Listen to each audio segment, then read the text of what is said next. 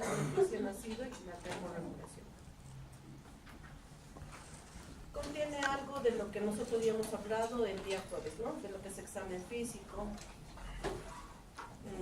la clasificación del recién nacido, ¿ya? Y otras cosas más que tenemos que tener en cuenta al momento de la atención del recién nacido. Este tema también es muy importante porque ustedes cuando se vayan al centro o comiencen a trabajar en una clínica, a veces se da un parto, quienes reciben al bebé son ustedes, ¿ya? Y hay momentos en que ni siquiera la enfermera te puede ayudar y lo tienes que hacer todo, incluyendo colocar la vitamina K, hacer la profilaxis ocular, cortar el cordón, ¿no? Y por supuesto clasificar a tu recién nacido, porque ese va a ser tu primer diagnóstico, ¿cierto? ¿Ya? Entonces iniciamos.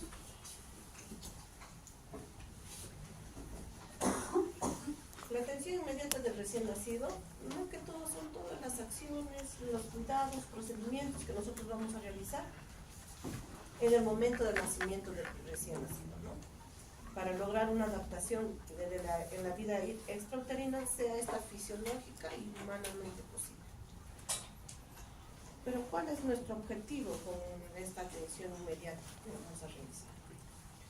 Uno, realizar una historia clínica, ¿no? Completa, tanto del embarazo, parto y el nacimiento.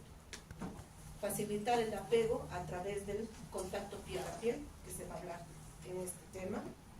Facilitar el inicio de la lactancia materna en la primera hora de vida. Valorar la vitalidad del neonato. Realizar el examen clínico completo. Pesquisar malformaciones, como ya hemos dicho, ¿no? Vemos y vamos viendo si hay alguna malformación congénita. Identificamos al recién nacido, porque todo bebé tiene que salir de sala de parto o de sala de operaciones con su identificación, ¿ya? Para que no tengamos ese problema de que me lo cambiaron, que me lo robaron, ¿no? Entonces tiene que salir con su identificación y eso es muy importante. Realizar la profilaxis con la vitamina K, realizar la profilaxis ocular y trasladar el recién nacido según el requerimiento, ¿no? Luego de evaluar la vitalidad, ¿no? De ahí decidiremos, ¿se va con su mamá o se hospitaliza? Continuamos. ¿La circulación fetal y la circulación extrauterina son lo mismo? No, porque dentro de lo que es la circulación fetal tiene ciertas comunicaciones el corazón derecho con el izquierdo, ¿no? Entre aurícula y aurícula, entre ventrículo y ventrículo, y entre la aorta y la pulmón. Entonces, solo una pequeña cantidad de sangre va a llegar a los pulmones. No hay intercambio gaseoso en el pulmón dentro del vientre materno. Quien da el oxígeno es la mamá a través de la placenta, ¿no? Y el cordón umbilical, ¿ya? Entonces la sangre va a volver al lado derecho del corazón y desde la vena umbilical tiene donde llegue la vena umbilical va a mantener, la saturación más alta. En cambio, en una circulación extrauterina, el bebé respira y todos esos orificios se cierran fisiológicamente en algunos se mantienen abiertos, en especial en quienes En los Down. Los Down, que nos prematuros, porque todavía no han terminado su maduración, ¿ya? Entonces acá el trayecto de la circulación transicional, el bebé respira y la resistencia pulmonar disminuye y la sangre va a viajar hacia los pulmones. hay un intercambio gaseoso en los pulmones y entonces la sangre que va a volver al lado izquierdo del corazón, de los pulmones, va a tener la saturación del oxígeno más elevada. ¿Ya? Hay algunos que mantienen todavía las comunicaciones, pero si estas son pequeñas, pueden cerrarse en el tiempo, ¿no? A la semana, al mes, podemos esperar hasta 6 meses o hasta un año que cierre esas comunicaciones. ¿Ya? Pero si son pequeñas, si son más de 5 milímetros, eso tenemos que ya mandarlo a un cardiólogo pediatra para que puedan pensar en cerrarlo, ¿no? ¿Ya? Y alguna malformación del corazón más aún. Seguimos. Dentro del vientre materno ya hemos dicho que no hay intercambio gaseoso. Entonces, ¿cómo se encuentran los alvéolos? Llenos de líquido pulmonar. Nace el bebé, hace la primera respiración y el aire hace que en los alvéolos se absorba ese líquido. Siguen las siguientes respiraciones y igual, ¿no? Va haciendo de que ese líquido se reabsorba completamente. O si no, también lo eliminan. Por eso hay bebés que cuando nacen, al momento que tú le estás haciendo la estimulación y todo, sale una gran cantidad de líquido, ¿ya? Y es ahí donde lo elimina. Lo otro que debemos tener en cuenta también son los factores de riesgo, ¿no? Tantos perinatales, maternos o durante. Va a depender bastante para que ustedes tomen las decisiones al momento que van a atender al recién nacido. Porque ustedes van y tienen que saber qué factores tienen para poder decidir, ya este paciente va a tener alguna complicación y puede tener necesidad de una reanimación cardiopulmonar. Entonces, si va a tener una reanimación cardiopulmonar, entonces tengo que preparar a mi equipo. Si no hay ninguna complicación, no tiene ningún factor de riesgo, uno solo puede atender fácilmente si tiene conocimiento sobre RCP y ventilación a presión positiva. Pero si tiene varios factores de riesgo, mínimo tendrán que tener dos personas que estén preparados en RCP, ¿no? Y lo más completo sería, ¿cuántos? ¿Sabe? ¿Cuántas personas deberían? 4. ¿Ya? 4 personas. Entonces, dentro de los factores de riesgo perinatal y maternos están pues la edad gestacional menor de 36 semanas, la edad gestacional mayor de 41 semanas, la preeclampsia, la eclampsia, el gel, la hipertensión materna, los embarazos múltiples, oligodramias, hidropesía fetal, macrosomía fetal, el RSIU, las malformaciones congénitas, ¿no? Y dentro del riesgo durante el parto, que el parto sea por cesárea de emergencia, ¿no? A veces llega y la mamá está convulsionando, inmediatamente entra. Y a veces no tienen conocimiento de si tuvo controles, no tuvo controles, si tenía sus exámenes de laboratorio o no. Entonces, es un factor de riesgo. Los partos asistidos, que gracias a Dios ahora, o sea, últimamente ya no lo utilizamos forceps y las ventosas, que causaban bastantes complicaciones también, ¿no? Traumas obstétricos más que todo. Las presentaciones en nalgas, o las presentaciones anormales, ¿no? Patrón de frecuencia cardíaca fetal categoría 2, 3, anestesia general, como ya nos había dicho, ¿no? Anteriormente, que a veces entra la mamá y se le ocurre al anestesiólogo, no, tiene que ser con anestesia general. Y entra el residente y el residente más lenteja, entonces saca con toda la lentitud y hasta eso ya pasó la anestesia breve. Terapia materna con magnesio, el desprendimiento prematuro de placenta, las hemorragias durante el parto, la coriomionitis, administración de narcóticos en la madre, las distocias de hombro, el líquido meconiano espeso más que todo, ¿no? Y el cordón umbilical prolapsado. A veces vienen así, ¿no? Con el cordón prolapsado, o con una mano fuera, o un piecito fuera, y ya tiene una presentación. Entonces, en esos casos, se tiene que actuar rápido. Entonces, nosotros debemos preparar los recursos y equipos para la recepción del recién nacido, ¿no? Y uno de los mnemotecnias es el ACABOT, ¿no? Y los conceptos asociados a cada letra es más que todo, ¿no? A, anamnesis. C, calor. A, aspiración. B, ventilación o vía aérea alternativa. O, oxígeno. D, drogas. Y E, extras. Y iniciamos con lo que es la anamnesis, ¿no? Y se inicia primero con qué preguntas deberíamos realizar antes de atender a cada parto.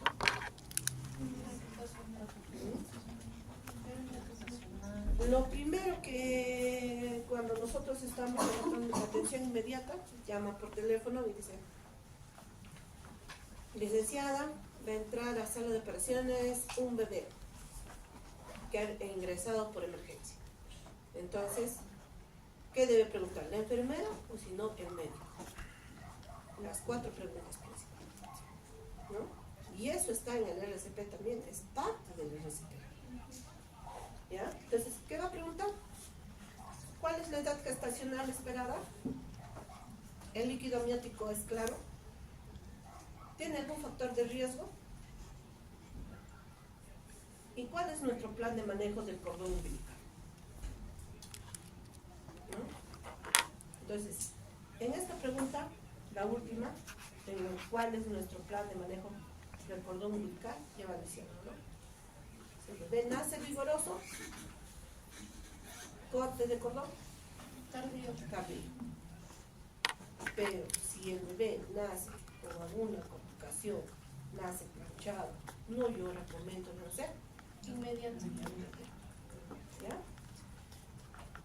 Y lo otro es que, por ejemplo, en otros países, ¿ya? En otros países tienen banco de cordón umbilical por las células madre. Entonces ellos se ponen de acuerdo. No, si nace el bebé, pero por favor, el cordón umbilical va a banco. ¿Ya? Para eso también. Y debemos tenerlo en cuenta bien esto, porque el que recibe esta información tiene que comunicar a su equipo para preparar a su equipo. ¿Ya? No es que a ti te dijo y después, ya, que vean los demás, ya, va a haber una cesárea, ya. ¿Pero para qué nos sirve esto? Para nosotros preparar posibles complicaciones, o si ese bebé posiblemente va a recibir un RCP. Entonces, tenemos que preparar a nuestro equipo. La siguiente cosa que vamos a hacer en la anamnesis es: ¿qué personal debe estar presente en el parto? Como ya les había adelantado, ¿no? Cada parto debe ser atendido por una persona calificada, ¿no? Que sea experto en los primeros pasos de atención del recién nacido y lo que es ventilación a presión positiva, y cuya única responsabilidad sea la atención del recién nacido, siempre y cuando sea un parto con bajas probabilidades de requerir una reanimación, ¿no? Si no, ¿cuántos deberían ir como mínimo? 2. ¿Ya? Pasando a la siguiente, en lo que es calor. De acuerdo a la norma técnica del MINSA, nosotros debemos asegurar más que todo un ambiente térmico neutro, ¿no? En la sala de atención neonatal, y que debe ser de 26 grados centígrados. La temperatura de la sala debe mantenerse estable en las 24 horas del día y en las diferentes estaciones del año. Si ya algunos han entrado a atención inmediata, se van a dar cuenta que siempre está prendido la servocuna y los calefactores, para que se pueda mantener el ambiente a 26 grados. La OMS lo que dice es que una temperatura ambiental recomendada de 24 a 26. Y la American Heart Association recomienda más que todo que la temperatura sea de 23 a 25 grados. ¿No? Además, debemos tener en cuenta de que las puertas y ventanas deben ser cerradas y debemos estar evitando la formación de corrientes de aire, ¿no? Que disminuyen la temperatura ambiental. Por eso, cada vez que ustedes entran a atención inmediata, por favor cierra la puerta, ¿no? Porque tienen que mantener esa temperatura. Si se dispone una cuna radiante, se debe mantener precalentada en un 25% de temperatura. Y una vez que nazca el bebé, tienen que aumentarla a 75 hasta el 100%, que va a equivaler a una temperatura de 30 grados aproximadamente. Entonces, ¿qué cosas nosotros vamos a necesitar para dar calor? ¿No? Nosotros vamos a necesitar, más que todo, como ya les había hablado, sobre la cuna radiante o servocuna, como nosotros lo llamamos. En algunos hospitales cuentan con colchón térmico. En nuestro Perú, ¿no? Apenas tenemos toallas precalentadas para poder abrir, ¿no? Lo otro, que debemos colocar gorros al momento del nacimiento, ¿no? Utilizar termómetro, servocontrol, ¿no? En donde le colocan en la piel y entonces en la servocuna va diciendo cuánto de temperatura tiene el bebé. La bolsa de polietileno que vamos a utilizar en ¿quiénes? Prematuros. En prematuros y bajo peso, ¿no? Las bolsas de polietileno y los paños limpios que toda atención inmediata tiene, ¿no? Y que todo está precalentado. De ahí pasamos a lo que son la aspiración de secreciones. Dentro de la aspiración de secreciones igual nosotros vamos a tener ciertos materiales. Y todos los materiales que les estoy indicando, se supone que una vez que ustedes tuvieron ya la información de los factores de riesgo, formaron su equipo, van a sala de partos o a sala de operaciones, entonces van colocando todo lo que van a necesitar para el momento de la atención del recién nacido. Por eso deben saber todo esto. Por ejemplo, en mi hospital, ellos ya tienen preparados, ¿no? En unas bandejas donde se encuentran todos los materiales. Porque se ha dado casos en el que nacen en la cama, los bebés, o en las camillas. Entonces, hasta que tú te vayas a traer tu guantes, vayas a traer tu ambulante, el bebé se muere. Entonces tienes que tener todo a la mano y debes verificar que todo esté funcionando. Porque al momento que ya el bebé nace, no funciona el aspirador. No, mira, no prende la servocuna, ¿no? Entonces, nosotros tenemos que tener en cuenta eso, porque nosotros tenemos solamente un minuto para hacerlo. Un minuto, ¿no? Que le puede costar la vida al bebé, ¿ya? Entonces es por eso importante que ustedes conozcan todos los materiales que se utilizan. Entre ellos está pues el aspirador, ¿no? Del circuito de aspiración armado, las sondas de aspiración que tienen de diferentes tamaños, porque si nosotros tenemos un recién nacido con líquido meconial espeso y no está vigoroso y tenemos necesariamente que aspirarlo, vamos a utilizar el más delgado o el más grueso. El más grueso, porque si utilizas el más delgado no vas a hacer nada, ¿ya? Entonces todo tienes que tener, todos los números ahí de la zona.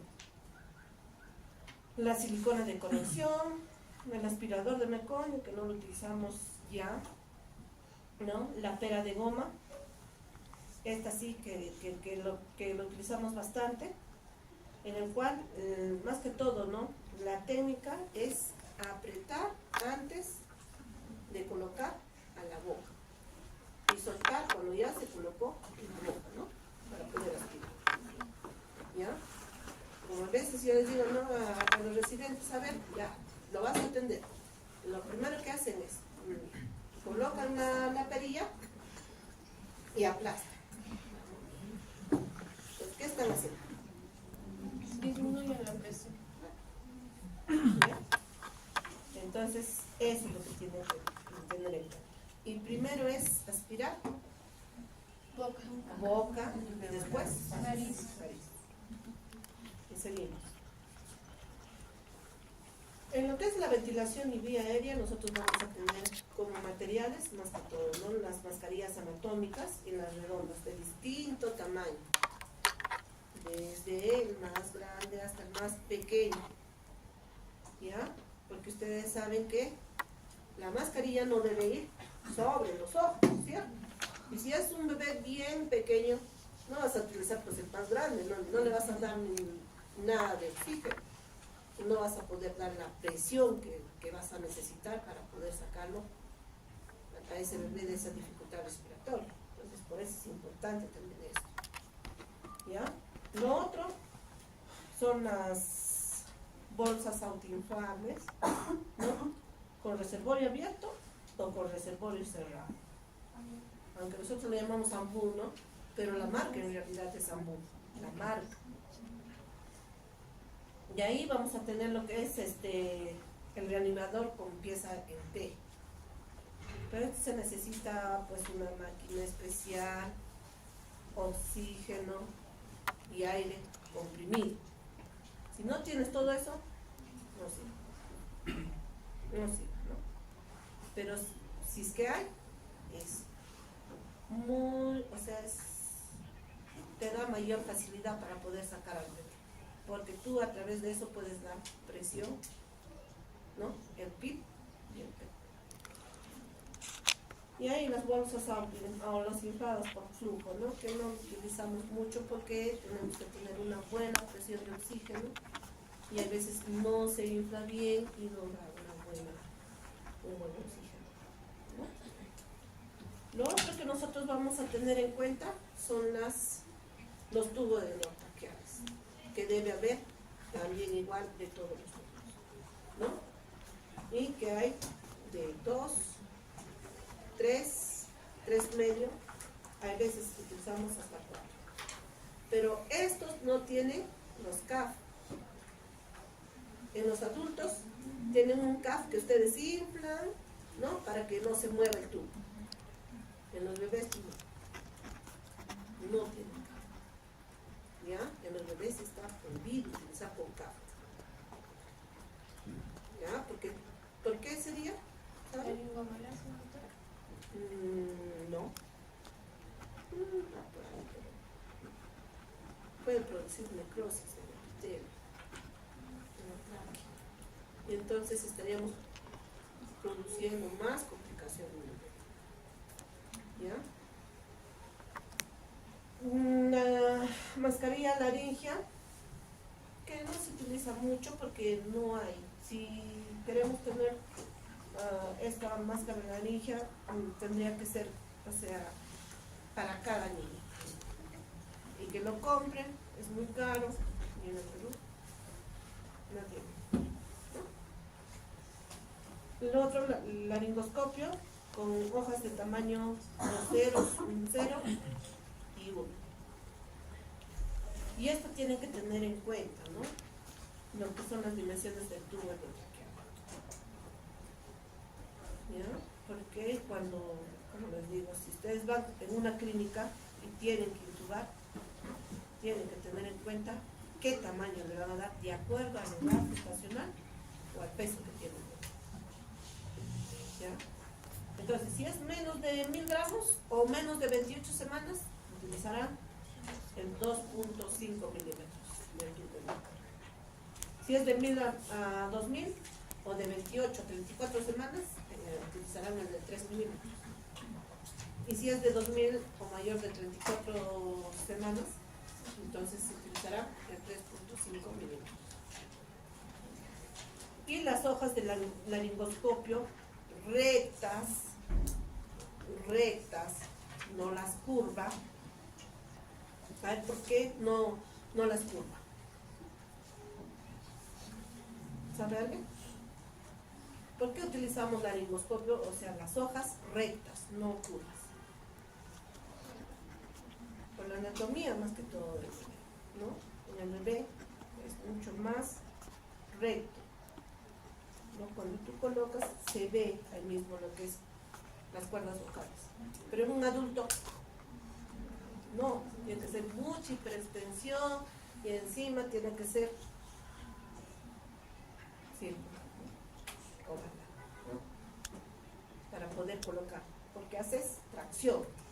Nosotros no hacemos tracción en el bebé, valoramos sencilla. Lo que se hace nada más es levantar, ¿ya? Por eso se utiliza rectas. Entonces en el prematuro extremo la hoja es de 2 ceros. En el prematuro hoja 0, un 0, y a término la hoja número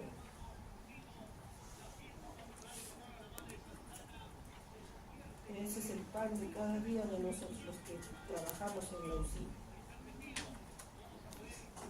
Ya. Lo otro que vamos a necesitar es oxígeno. Y para eso tenemos que tener algunos insumos, ¿no?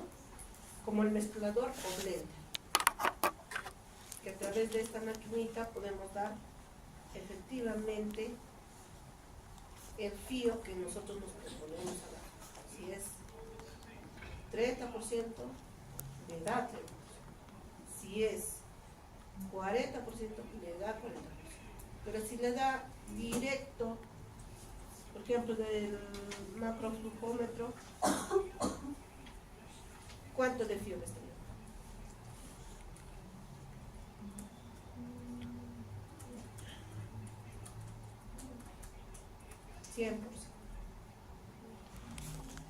100%. Aunque digas, no, pero yo le estoy dando solamente 1 litro, entonces, 1 litro, ¿cuánto significaría? ¿Cuánto de fío? 24%. Pero en neonatología nosotros consideramos 100%, aunque sea 1 litro, 2 litros, 3 litros, 4 litros. ¿Ya? Porque el blender lo que hace es combina aire comprimido con oxígeno y lo convierte a lo que yo le estoy programando. Pero en el flujómetro, macroflujómetro, no, es directo. Y solamente nos basamos en cuántos litros le estamos dando, ¿no? Y lo otro que debemos tener siempre también es el sensor del oxímetro de pulso, ¿no? Y esto también lo deben tener en cuenta los objetivos de la saturación, porque hay veces vienen el examen y ya hacen y te preguntan, ¿no? Y tiene unos 3 minutos de vida, pero presenta más o menos un 70% de saturación. Y si no sabes, esa saturación está muy baja. Ya que tal la presión positiva, ventilación a presión positiva. No, mejor le ponemos ya oxígeno. ¿Estaría bien? No, porque sería el momento de adaptación que está haciendo el bebé. ¿Cuándo vamos a obtener de 90 o de 85 a 95% de fío? A los 10 minutos. A los 10 minutos. Así es que cuando atienden y le ponen su pulso oxímetro y te da bajo y tiene 2 minutos, 3 minutos, no te desesperes. Espera. Ya. Lo otro que vamos a tener en cuenta también son las drogas, ¿no? Dentro de las drogas nosotros debemos tener lo que es la bandeja estéril con pinzas ¿Ya? La pinza iris, el bisturí, los catéteres umbilicales y la llave de triple vía, ¿no? Porque al momento de nacimiento y cuando nosotros vamos a hacer un RCP básico o avanzado, un RCP avanzado, cuando ya estamos dando ya lo que son, ya estamos dando tanto su ventilación, su masaje cardíaco, no responde el bebé, ya tenemos que entrar a dar lo que son las drogas, ¿no? Y a través de dónde lo vamos a dar, aunque algunos a través del tubo endotraqueal, mientras que no tiene una vía, se puede colocar, pero no funciona igual. Entonces, por eso ahí es lo que se necesita cuatro, ¿no? Es que el otro va oxiando, el otro va masajeando, el otro va alistando todo y el otro va colocando la vía, ¿no? Por eso necesitamos las pinzas, porque tenemos que colocar inmediatamente o hacer el cateterismo umbilical, ¿ya? Y lo otro, a veces no pueden, se dificultan más en introducir el catéter umbilical, en especial si no son pues especialistas, por ejemplo. Para nosotros, como ya tenemos ya experiencia, yo por ejemplo un cateterismo lo hago en 15 minutos, ¿ya? Pero en 15 minutos con todo y su fijación, pero al minuto ya está colocado el catéter. Pero los que no tienen experiencia, hasta que busquen la arteria y la vena, por eso es importante conocer, ¿no? Cuál es la vena, cuál es la arteria. Entonces, ¿la vena es más grande o más pequeña? Más grande. Por eso cuando ustedes ven el cordón umbilical, pareciera dos ojitos y una boca. Entonces, la boquita es la vena. Los dos ojitos es la arteria. ¿Ya? Entonces, si no pudieron colocar, entonces hay que colocar el troca de los países, ¿no? En la rodilla. Para poder colocar o mantenerlo como una vía solamente por el momento. De ahí, la E de extras, más que todo se refiere a los otros materiales que vamos a nosotros utilizar, ¿no? Como son todas las jeringas de todos los números que debemos tener, desde la tuberculina hasta una jeringa de 20 centímetros cúbicos, todas las agujas, desde la más pequeña hasta la más grande, el estetoscopio, la incubadora, los guantes, fluoruro, ¿no? Para medir también el centímetro, las sondas, ¿ya? Tijera y todo lo necesario para nosotros actuar. ¿Hasta acá está claro, chicos? ¿Sí? Entonces iniciamos la atención. Ya tenemos todos los materiales, ya tenemos todo nuestro equipo con toda la información del bebé. Entonces entramos a sala de operaciones o entramos a sala de partos y se da el nacimiento. Entonces, en el nacimiento, ¿qué es lo que vamos a preguntarnos? ¿Nació a término? ¿Tiene control? ¿Respira o llora? Eso es lo que tenemos que preguntar.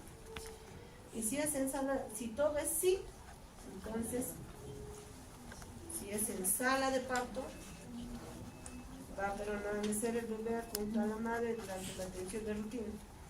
Igual se hace los pasos iniciales, se le da calor, se le seca, se le estimula, se coloca la cabeza en posición de olfateo, se aspira secreciones si fuera necesario y se va evaluando constantemente. ¿Ya? También hacemos en sala de operaciones, pero mucho depende de cómo, del equipo que entramos, tanto de pediatras o de neonatólogos y ginecólogos y anestesiólogos, porque hay algunos ginecólogos que ellos quieren hacer todo rápido. Si es que lo van a hacer la cesárea en 15 minutos, mejor. ¿Ya? Entonces hay algunos que no, pero hay algunos que sí, que saben eso. Entonces hasta el momento que nace, si está todo vigoroso, podemos hacer lo que es apego, ¿ya? Esperando, o sea, tocando lo que es el cordón para el corte tardío, ¿ya? Sí se hace también.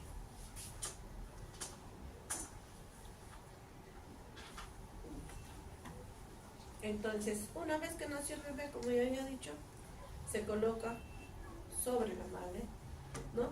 Y esto aplica más que todo si la mamá y el bebé están en buen estado. Pero si la mamá está convulsionando, si la mamá ya, como ya lo sacó el bebé y se está quejando, y el anestesiólogo le coloca para que lo duerma, tampoco va a funcionar, ¿no? Por eso tiene que estar en buen estado. Y según las normas técnicas del MINSA, se recomienda realizarlo en no menor de 45 a 60 minutos. ¿Ya? Y esto lo que va a ayudar más que todo, uno, al apego. Dos, a fortalecer el vínculo afectivo madre-hijo. Va a facilitar la instalación temprana y el éxito de la lactancia materna, porque cuando se le coloca sobre la madre, se dirige al bebé como para que coja el pezón, ¿ya? E inicie su primera lactancia.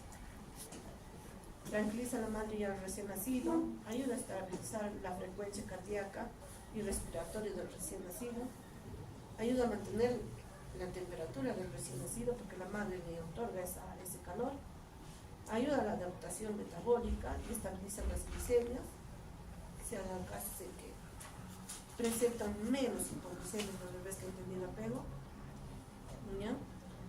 Reduce el llanto, el estrés y el gasto energético del recién nacido. Pero ¿qué pasa si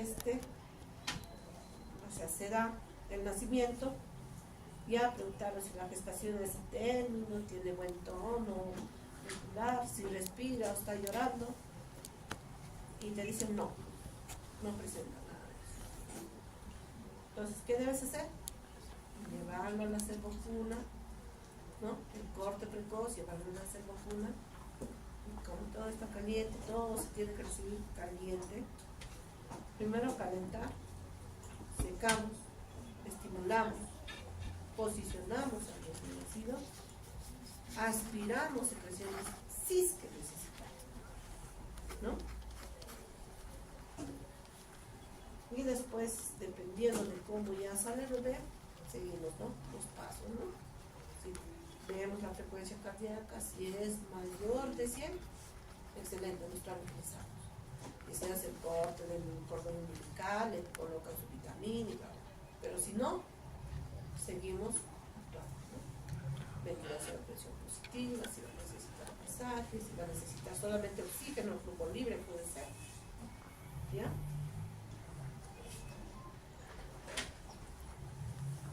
Y entonces, lo primero que debemos hacer es proporcionar calor y secar. Debemos utilizar campos limpios y secos. En sala de operaciones siempre entregan todo un paquete de pañitos bien calientes para poder reciclar, ¿no?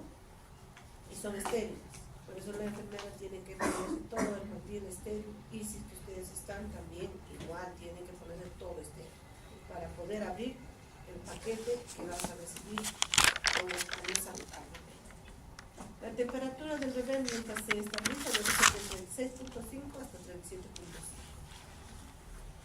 Debe existir un énfasis en secar la cabeza, porque a través de la cabeza pierde más. El secado no es necesario en el recién nacido pretérmino menor de 35 o 32 semanas, ¿no? De gestación. Porque a este bebé nosotros le vamos a colocar en el polietileno, en plástico, para que pueda reducir más que todo la pérdida de calor por evaporación. ¿Ya? Entonces no necesitamos estarlo secando. Lo único que haces es lo colocas en el polietileno, ¿no? Y colocas la bola para que mantengas calor. Lo otro que debemos hacer, habíamos dicho, es estimular. Un frote suave en la espalda, ¿no? El tronco o las extremidades, ¿no? El piecito también se le puede frotar. La estimulación demasiado vigorosa no es útil y puede causar lesiones. Nunca se sacude al bebé. ¿Ya? Como he visto en un TikTok, era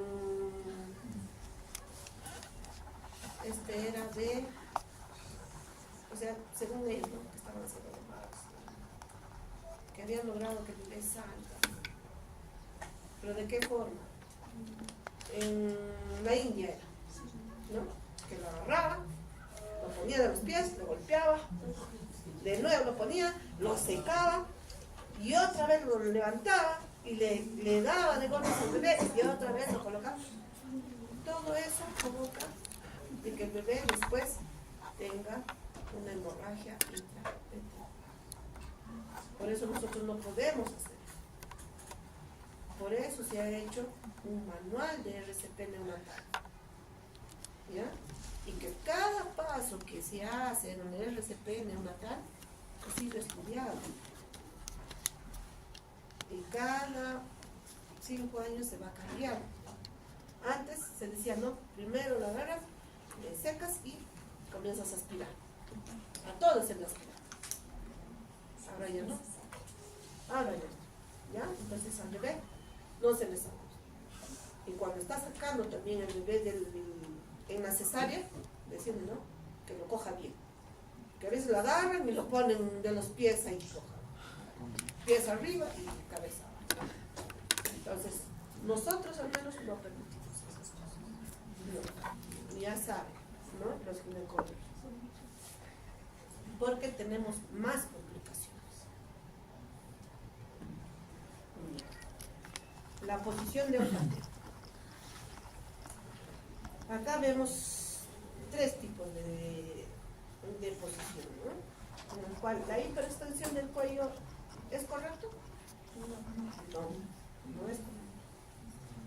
¿Ya? En el dibujo en la B es el correcto, ¿no? La posición de olfateo. Ni muy hiperextendido, ni muy flexionado. Y la C es un bebé que está ya muy flexionado. ¿Ya? Entonces, cuando está muy flexionado, no puede respirar. Y cuando está muy hiperextendido, igual, no puede respirar. Entonces, tienen que tener cuidado con eso. ¿Ya? El otro es la aspiración de secreciones, ¿no? No es una rutina en bebés que nacen vigorosos. En bebés que nacen bien, no se necesita aspirar. Ya habíamos dicho, se puede usar una perilla de goma o un catéter de succión a una presión de 80 a 100 milímetros de mercurio. Como ya habíamos hablado, primero se aspira boca y después nariz. Pero ¿a quién sí se debe aspirar las secreciones? El bebé que no respira, el bebé que está jadeando, un bebé que tiene un tono muscular pobre. Si las secreciones obstruyen la vía aérea, porque a veces está recontra, no es especial los bebés que nacen con líquido meconiano espeso, a veces no tienen la boca, ¿no? O si vas a dar ventilación a presión positiva, ahí tienes que aspirar. Pero hay que tener cuidado al momento de aspirar, en especial con la perilla. Porque si estimulamos la faringe posterior durante los primeros minutos, después del nacimiento se puede provocar la reacción cardíaca, ¿no? Y se puede provocar bradicardia o AMI. Entonces, eso tenemos, porque para sacarlo después de la reacción que sea vagal que se produce, es más difícil, ¿no? A veces hay que estar intubando todo. Anteriormente, ¿qué decían cuando nacía un bebé con líquido meconial espeso? Aspíralo, agarra tu laringoscopio, lo aspiras, metes la sonda, aunque sea hasta la tráquea, pero aspiras bien. ¿Cierto? Eso es lo que se dice. Ahora no. ¿Ya? No se recomienda la aspiración endotraqueal como rutina para lactantes que son vigorosos o no vigorosos también, pero con líquido meconial tenido con meconial. La aspiración endotraqueal se realiza solo si se sospecha que hay una obstrucción de la vía aérea. Pero se dice, ¿no? Tú aspiras lo que es boca, nada más, boca, nariz, pero tú ves, no reacciona, igual das ventilación a presión positiva. ¿Ya? Igual das ventilación a presión positiva.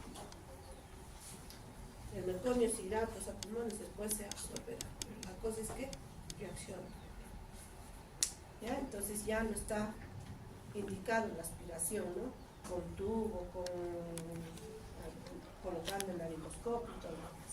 ¿Ya? Eso es lo que se dice más que todo. Las guías de reanimación cardiopulmonar y otros, ¿no? Seguimos. Lo otro que vamos a hacer, como les decía, es el manejo del cordón umbilical, que ya le habíamos hablado, ¿no? Las guías de American Heart Association me bajan, ¿no? Dice que el pensamiento debe ser más o menos a los 30 segundos. Mientras que se coloca por encima de la madre, se seca, se evalúa, ¿no? Se dice esto, tengan en cuenta, se desaconseja el ordeño del cordón umbilical en bebés menores de 28 semanas. ¿Y tienen idea por qué? Porque antes lo que hacían es, nacía el bebé, agarraban y ordeñaban el cordón umbilical. Pero ¿por qué ahora no se hace, en especial en los menores de 28?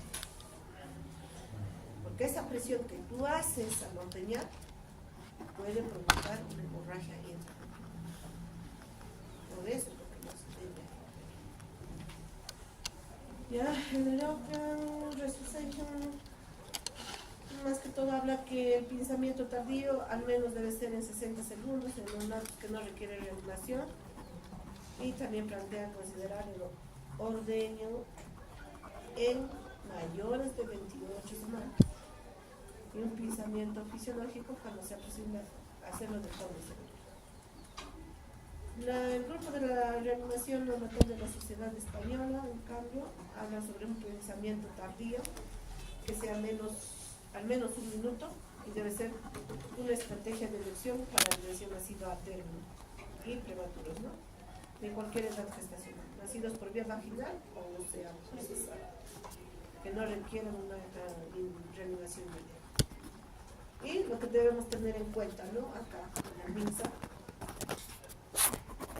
se recomienda que en recién nacidos a término y en buenas condiciones para el pinzamiento y corte del cordón umbilical se debe esperar más o menos de 2 a 3 minutos post nacimiento, lo cual va a ayudar a la mejora de reservas de hierro del recién nacido. Por eso, cuando el bebé nace prematuro, encima con complicaciones, que se le corta precozmente el cordón, se ha visto que comienzan a hacer anemias al segundo mes, al tercer mes. Los niños que tardaron en cortar el cordón, recién a los 6 meses comienzan a bajar su reserva de hierro, ¿no?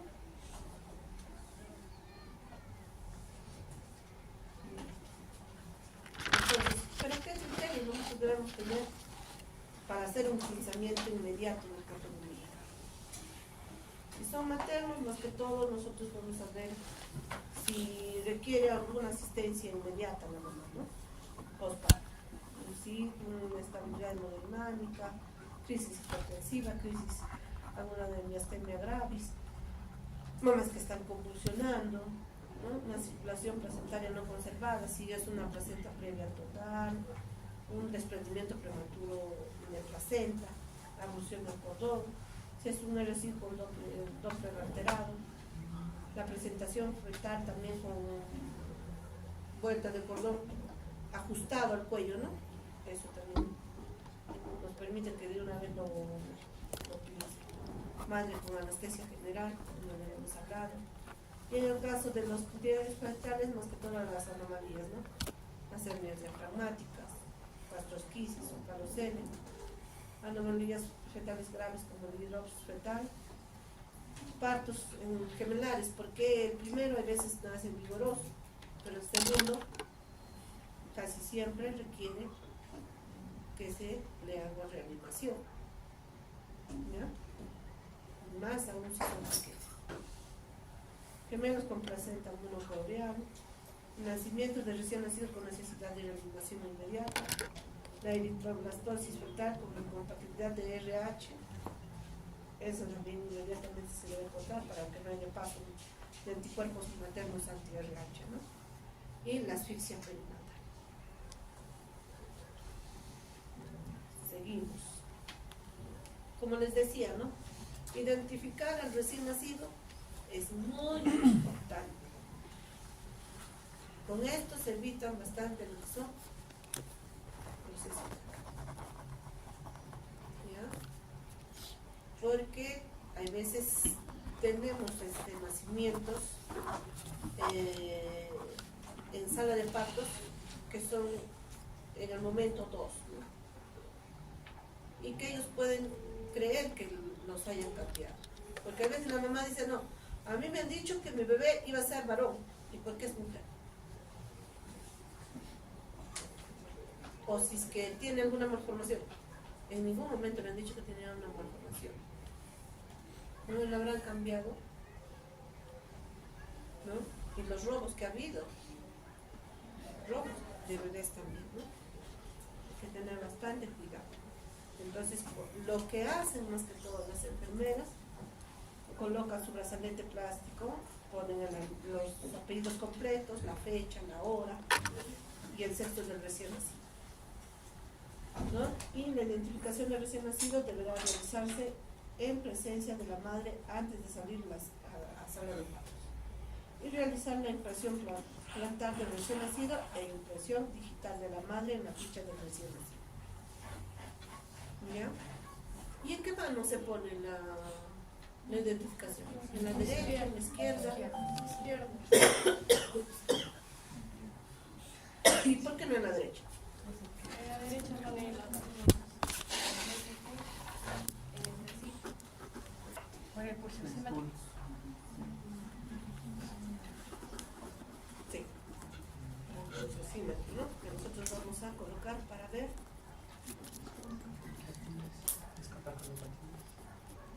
la pre. ¿Ya? Entonces, por eso no se pone en el lado derecho. Seguimos. De ahí viene el examen físico del recién nacido que ya lo hemos hablado, ¿no? Que es un examen cefalocaudal y que debemos en el momento, en el primer examen que nosotros realicemos para descartar malformaciones congénitas, más que todo que puedan comprometer la adecuada adaptación de la vida extrauterina, ¿no? Y todo debe ir documentado en la historia clínica perinatal. Lo otro que se realiza también en lo que es la atención inmediata es la sonografía, donde realizan la medición del peso, la talla, el perímetro cefálico, el perímetro torácico y el perímetro abdominal, ¿no? Y todo esto también igual colocar en la historia perinatal. De ahí ya se empieza a hacer lo que es la profilaxis del cordón umbilical. El cordón umbilical ha de ser cortado en condiciones de asepsia y punzados con seguridad. Y hay que tener bastante cuidado con esto, ¿no? Porque se ha dado casos en el que por quererlo sacar rápido no piensan bien el cordón. Entonces se entregan a la enfermera y la enfermera en ese momento no se da cuenta que no tiene el pinzado, ¿no? Porque se salió la pinza. Porque generalmente en los hospitales, que es del Ministerio de la Salud, las pinzas son viejas y a veces no pinzan bien, ¿no? Entonces lo traen y para ver, pues, todo lleno de sangre. Entonces hay que tener bastante. ¿Ya? Los antisépticos habituales empleados es el alcohol al 70% y la clorexidina del 4%. La mejor, la clorexidina del 4%. Pero generalmente, o sea, el MINSA sí recomienda el alcohol al 70%, ¿no? Y se cubre con gas estéril. ¿Y a cuántos centímetros nosotros cortamos o colocamos el clavo? 2 o 3. ¿Ya? 2 a 3 centímetros o 12, ¿no? Tienen que tener en cuenta eso, porque después cortan demasiado grande, envían a los hospitales. Entonces, ¿qué provoca el que sea muy grande? Uno, que no pueden traccionar. Dos, hay mayor riesgo de hernia. Por eso no se debe cortar ni muy corto ni muy largo.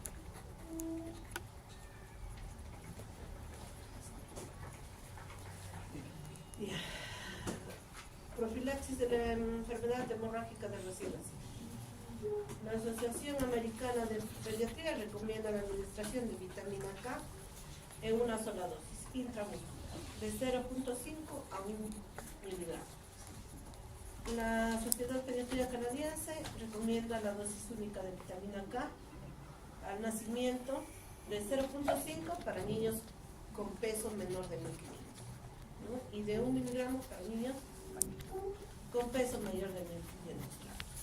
Vía intramuscular, tercio interno de la cara anterior del muslo. ¿De qué pierna? ¿Izquierda o derecha? Izquierda. Ahí sí es por la vacuna. Ahí sí es por la vacuna. Porque la vacuna, ¿qué vacuna? ¿La BCG? Hepatitis. La hepatitis. Le van a colocar en la pierna. Han visto que todo tiene su porqué, ¿no? Todo tiene su porqué.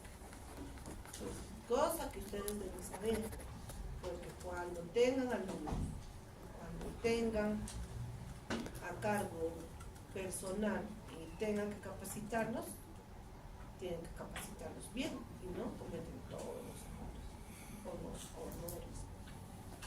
¿Vieron? Entonces tienen que saber todo. Norma técnica del MINSA te recomienda vitamina K, 1 miligramo intramuscular en el recién nacido a término y 0.5 miligramos en el recién nacido a término. Ah, no, pretérmino. Seguimos. Entonces, lo otro que van a realizar es la profilaxis ocular. El CDC recomienda usar un ungüento oftálmico de eritromicina de 0.5% en cada ojo al nacer. La OMS, más que todo, recomienda para prevenir lo que es conjuntivitis neonatal, ¿no? Lo que recomienda es tetraciclina, clorhidrato al 1%, o puede ser la eritromicina al 0.5%, la povidona, la iodopovidona, ¿no? De 2.5, que es bien difícil de hacerlo, nitrato de plata, ¿no? que no se utiliza mucho por las complicaciones que trae, y lo que es el clorarfenicol, la 9%. En realidad, todos esos, no acá, no utilizamos. Además podemos conseguir algunas veces la tetraciclina, pero lo que más utilizamos es gentamicina y ciprofloxacin. Y la norma técnica del MISA recomienda gotas oftálmicas con antibióticos como la eritromicina, tetraciclina, gentamicina, sulfacetamina sódica, ¿ya? Y el ciprofloxacin. Y en todo se pone, sea cesárea, sea parto normal. ¿En quiénes se pone?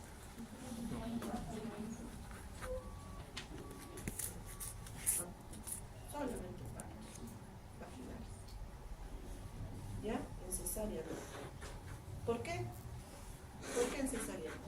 No hay contacto con el canal de La secreción. No hay contacto con la secreción. Y lo otro es que la norma técnica del MISA dice que no se debe realizar en realidad el paso de estarle colocando las sondas para ver permeabilidad de cubanas, ¿no?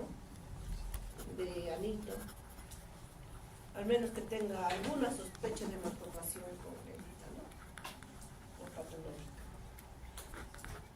Ya lo hemos hablado, ya el traje de valoración de AGA también se realiza en lo que es atención inmediata.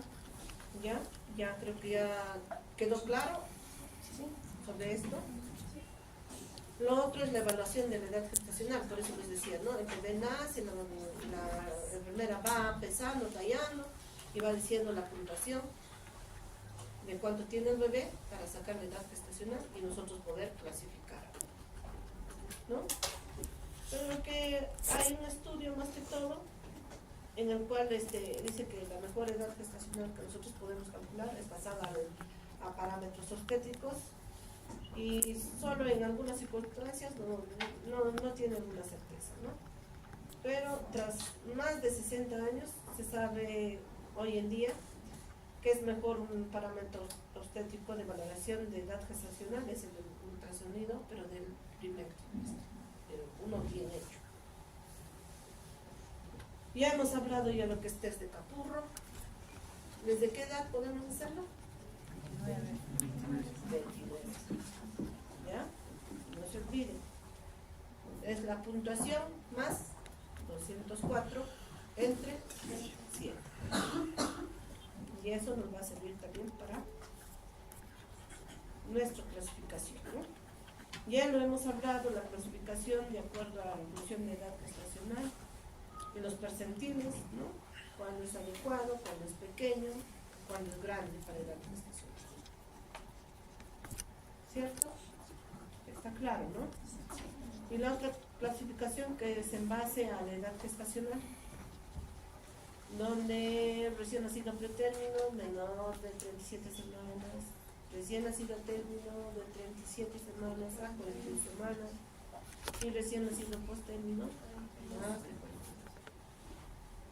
La otra clasificación en base a lo que es peso, ¿no? No se olviden de eso. ¿Ya? Macrosomía mayor de 4 meses.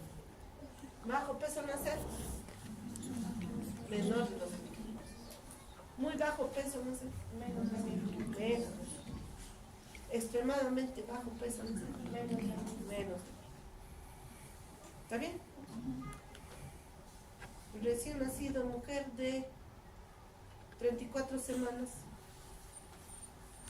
con 1800 gramos, y que está en un percentil debajo del percentil 10. ¿Cuál sería su clasificación? Fuerte, pues, chicos. Con miedo ya entre los dientes. ¿Qué sería?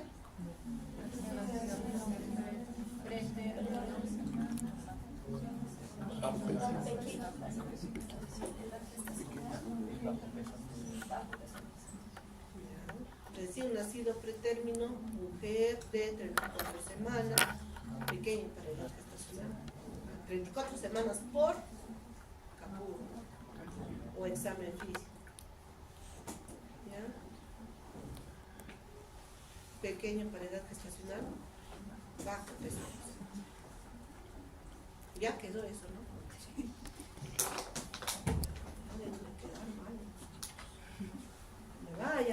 ya lo tengo. Ahora iniciamos a hablar, ya terminamos lo que es atención inmediata, pero una parte importante de la atención inmediata también es la termorregulación de los genes. Hasta acá todo, ¿claro? ¿Sí? Seguimos. La termorregulación del recién nacido es producto más que todo del equilibrio de la producción y la pérdida de calor, y a eso se conoce como termorregulación. De acuerdo a la Academia Americana de Pediatría, el Colegio de Ginecología y Obstetricia, la temperatura adecuada es de 36.5 a 37.5 grados centígrados para una temperatura axilar y rental en el recién nacido. Y una temperatura en piel se considera una temperatura abdominal. El valor normal es de 36 a 36.5 de acuerdo a la Academia Americana de Pediatría, ¿no? Más que todo, la termorregulación del recién nacido es el equilibrio entre la producción y la pérdida de calor, que repercute más que todo en el desarrollo y como habilidades en el recién nacido, por la adaptación de vida intrauterina y en especial en los pretéritos. Un bebé que está muy frío, que ha nacido sin complicaciones, por el hecho de estar frío, comienza con desesperaciones, comienza con sus sueños débiles, ¿no? Y otras complicaciones. Pues es muy importante el calor que se debe dar al bebé, porque ¿cómo se encuentra dentro del vientre materno? Calientitos, ¿ya? Y esta transmisión de calor se produce a través de 4 mecanismos: conducción, convección, evaporación y radiación. ¿Ya? Entonces, con este conocimiento de estos mecanismos se va a efectuar a medida que nosotros tenemos para evitar o permitir proporcionar un ambiente térmico neutro. ¿Pero qué se llama ambiente térmico neutro? Más que todo es el rango de temperatura del ambiente dentro del cual la temperatura corporal debe estar dentro del rango normal. El gasto metabólico es mínimo, o sea, hay menos consumo de oxígeno y glucosa. En la termorregulación se debe lograr solamente con procesos físicos basales y sin control vasomotor, o sea, una vasoconstricción periférica. ¿Y cuánto es la temperatura de un ambiente térmico neutro? 26 grados. Y empezamos con la conducción. Conducción más que todo se da por la transferencia de calor entre dos cuerpos en contacto directo, ¿no? Las principales fuentes de pérdida de calor en el recién nacido va a ser el colchón, la báscula, las manos frías del profesional, ¿no? Por eso cuando nosotros queremos hacer un examen físico al bebé, a veces se lavan y con la mano fría quieren tocar al bebé, ¿no? Y el bebé no reacciona. Y a través de eso nosotros hacemos que pierda, ¿ya? Que pierda temperatura. Este mecanismo es muy influido tanto por la diferencia de temperatura como por el tamaño de la superficie del contacto. Para prevenir esta pérdida hay que valorar la temperatura de los objetos en contacto con el recién nacido y precalentarlos. Por eso, si ven, viene el bebé envueltito con todos los pañitos calentaditos, lo sacan para pesarlo, tallarlo y ya tienen como unos paños más calientitos para poder colocar al bebé y poder envolverlos, ¿no? La otra manera de perder, ¿no? Es la convección, que es la transferencia de calor de una superficie sólida con el aire o líquido a su alrededor. En este caso, la fuente de pérdida de calor sería la temperatura y las corrientes de aire en la sala de partos o quirófano. Para prevenir, se debe evitar corrientes de aire, calentar el oxígeno y aerosoles que se vayan a administrar, realizar el gaseo con temperatura adecuada. Las incubadoras proveen bastante de calor mediante convección disminuyendo el gradiente de la temperatura entre el ambiente y el recién nacido. Y para conseguir un ambiente térmico neutro deben precalentarse de 34 a 36 grados centígrados durante 30 a 45 minutos antes que nazca el bebé. ¿No? Entonces, si tienen la oportunidad de entrar, por ejemplo, a sala de operaciones, ya la incubadora está calentándose para el momento en que nace y se le lleva en la incubadora. Ya, no están tranquilos, ¿eh? La otra manera de perder calor es por evaporación. Acá la pérdida de calor en forma de energía empleada en la conversión de agua de estado líquido a gaseoso. La pérdida por evaporación puede ser insensible, como a través de la piel, la respiración, y sensibles por la sudoración. Las principales fuentes de pérdida de calor serían la aplicación de soluciones frías, permanencia de campos o compresas estériles o húmedas.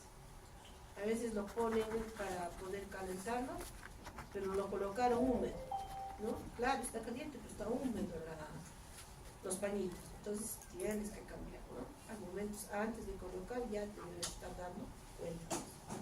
Para prevenir esto, debe mantenerse la piel seca, ajustar la humedad del ambiente a las semanas de gestación y días de vida, ¿no?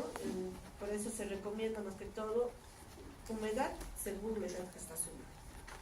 Cuando nosotros, por ejemplo, hospitalizamos y vamos a colocar a un bebé a incubadora, aparte que la incubadora le da calor, también le da humedad. Por eso de acá dice, ¿no? Entre los 26 a 28 semanas de edad gestacional, la humedad debe estar al 100%. Entonces nosotros ponemos, ¿no? Incubadora cerrada para temperatura de 36 a 36.5 más humedad al 100%. Así se coloca el bebé rápido. Más aún si son pues, los prematuros, que pierden bastante, ¿no? Lo otro es entre los 29 a 32 semanas, una humedad de 70 a 80%. Si es de 33 a 34, será de 50 a 60%. Si es de 35 semanas, será del 50%. Y un recién nacido a término, una humedad de 30%. La humedad tiene la propiedad de alterar el requerimiento de la temperatura del niño. A mayor humedad, menor requerimiento térmico. ¿Hasta ahí? ¿Está entendido? ¿Sí? Ya. La otra forma de pérdida de calor es por radiación. Más que todo, por la transferencia de calor entre un objeto sólido que no esté en contacto en forma de ondas, ¿no? La principal fuente de pérdida de calor son las paredes frías, ¿no? Cercanas, las ventanas, las puertas. Y para prevenir se debe evitar la cercanía de los objetos fríos, precalentar las incubadoras antes de introducir al recién nacido por término, evitar incubadoras cerca de la puerta, de la ventana también, ¿ya? Para evitar esto. Los prematuros y la termorregulación. ¿Por qué generalmente los prematuros tienen más pérdida de calor por esto? O sea, por el hecho de ser prematuros, ¿no? Uno, por la inmadurez. Dos, por el tamaño corporal, ¿no? El limitado depósito de sustrato metabólico, o sea, de glucosa, grasa, glucógeno. Delgada y escasa capa de grasa subcutánea, la grasa parda. Pobre tono muscular para adoptar posición de flexión y reducir las áreas de superficie corporal. Conforme va avanzando en las semanas de gestación, mejor será la adaptación, ¿no? De ahí vemos algunos signos y síntomas que te producen la alteración de la termorregulación. Si hay una hipertermia, te provoca un aumento de la tasa metabólica y los requerimientos de oxígeno. Produce periodos de apnea, como les decía, ¿no? O sea, produce complicaciones. Tanto que lo sobrecalientes o tanto que lo mantengas frío, que entre en hipotermia, produce ciertos problemas. Vasodilatación con peligro de choque, taquimias, taquicardias, hipotensión, rubor, extremidades calientes, irritabilidad, alimentación irregular, letargia, hipotonía, posturas de extensión, llanto débil o ausente, produce lo que es la hipertermia, ¿no? En la hipotermia también igual hay un aumento de la tasa metabólica y los requerimientos de oxígeno, produce vasoconstricción, a comparación que el otro produce vasodilatación, ¿no?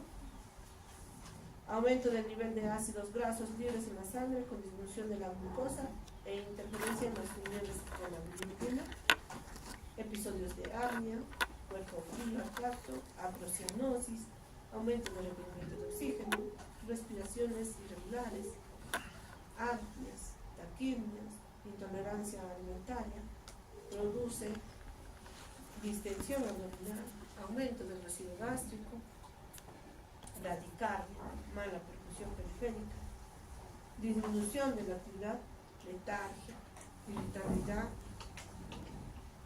disminución de los reflejos, hipotonía, llanto débil, succión débil, hipoglicemia.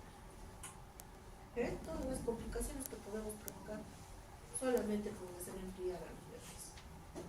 Por eso cuando nosotros, al menos con mi grupo, que pasamos, ¿no?, para hacer un examen físico, tiene que ser rápido y veloz el examen físico que tenemos que hacer. No lo podemos mantener todos desnudos. ¿Ya? Más que todo nosotros aprovechamos cuando está en la servocuna y tiene un buen calor, ahí, ¿no? Ahí sí lo podemos un poquito poner después.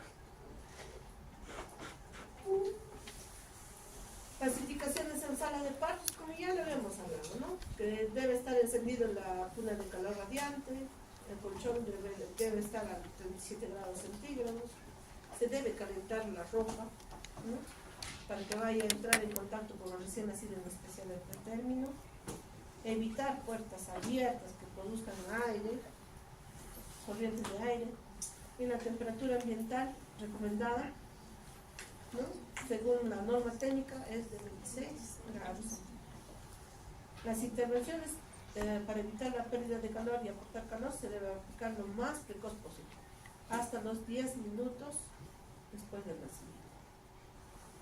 Y como les decía, ¿no?, se debe ir cambiando la sábana, los paños mojados. Nace el bebé bien empapado, bien mojado, entonces nosotros secamos, en especial cabecita, y cambiamos el paño, ¿no? Levanta la enfermera, cambias el paño, de nuevo coloca, sigues secando, ¿no?, pero ya con otro pañito más caliente y que no esté tan mojado. Y para el momento en que vamos a envolver, cambiamos a otro pañito, está bien caliente. Utilización de oxígeno húmedo y caliente para evitar pérdidas de calor. No se olviden las bolsas del polietileno en menores de 32 semanas. Y lo mejor, pues, ¿no?, contacto piel a piel de los recién nacidos. La otra forma de que el bebé no pierda temperatura es el método. El método canguro, que es la utilización del método canguro, es una buena alternativa para el cuidado en incubadora, ¿no? Es eficaz en el control de la temperatura, favorece la lactancia materna, mejora el vínculo en todos los recién nacidos, independientemente de su peso, su edad gestacional, situación clínica, con los recursos tecnológicos disponibles. Al menos en mi hospital se hace mamá canguro y papá canguro. ¿Ya? Porque a veces la mamá está en UCI, ¿ya?, y entonces a veces ese contacto que tienen con el papá o la mamá hacen que se recuperen más rápido, ¿no? Hay bebés que nosotros vemos que no salen, le damos todo, pero siguen, con una complicación y tras otra. Entonces los colocamos al lado de sus papás, ¿no? Papá hace también, papá canguro, y al día siguiente se encuentran bien, ¿ya? Se encuentran bien, vigorosos, Es como si le dieran el valor para poder seguir peleando por su vida, ¿no? Es muy importante el método canguro. Aún así que está recibiendo oxígeno, nosotros intentamos hacer lo que es el método. ¿Se comprendió la frase, chicos? Cierto. ¿Ya? Hasta ahí sería.